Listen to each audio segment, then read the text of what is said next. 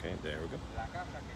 Hey guys, happy Saturday. So as you guys know, my team and I, we have been working tirelessly for this day, for this moment, and I'm so excited, he's so excited, we're so excited because today is the day and our open house is going to start.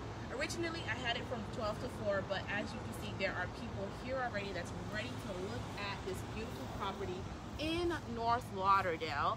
So it is a 4-bedroom, 2-bedroom. It's multi-generational, so it's good for families that have in-laws or young kids, teenagers. It's in a very quiet community. There is no HOA. I know oftentimes a lot of the buyers, you guys don't want a house with the HOA. Guess what? There's no HOA here.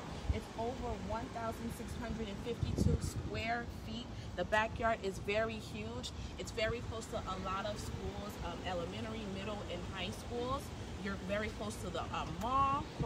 Or Square Mall is very close by. It's less than 10 minutes away, and guess what? You're 3 miles away from the turnpike. So this is the ideal family home. It's the ideal starter home. If you have any inquiries, just DM me.